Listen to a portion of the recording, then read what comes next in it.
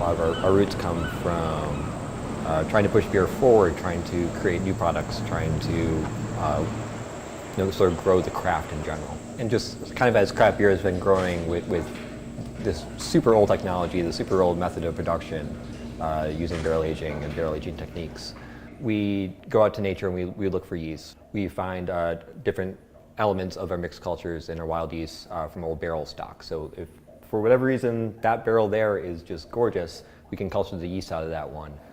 So we have a fun little project we started doing where we work with a lot of other breweries that do mixed fermentation and wild and native fermentations.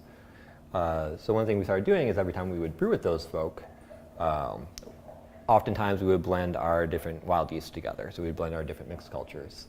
They would send us yeast, we would send them yeast. So over time, some of our mixed cultures just kind of became intertwined. There's a number of breweries throughout the country that are very close to us that we've worked with a number of times. One of the first, I think probably the first collab we ever, I guess the second collab we did was with Side Project. That was the first bottled one. First bottled one. There's Jester King, we've worked with them a whole ton. Central State are close homies of ours. And then Allagash.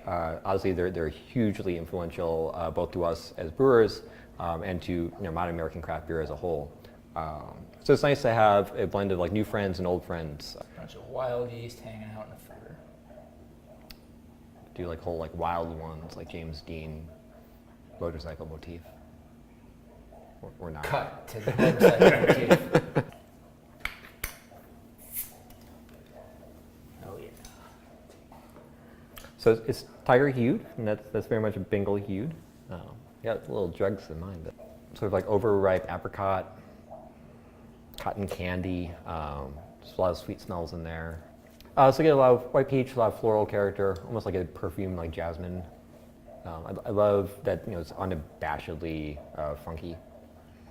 Oftentimes that can be a very muted characteristic, but I like when there's a little harshness, a little aggressiveness, like earthy, foresty floor, like rotting leaves. All things that sound bad, but in small amounts I think are gorgeous. What does the word miscellanea mean? The word miscellanea refers to a varied collection of some sort. It can be a collection of literary works. It can also be a collection of objects, I believe, kind of like a wonder comer. The idea is it continues to grow over time. We work with other people that we really enjoy, other mixed culture breweries that share the same ethos and approach to beer making as we do. It'd be great to keep adding mixed culture to that, something which is ever evolving and growing. If any of you fancy brewers want to throw some shit in there,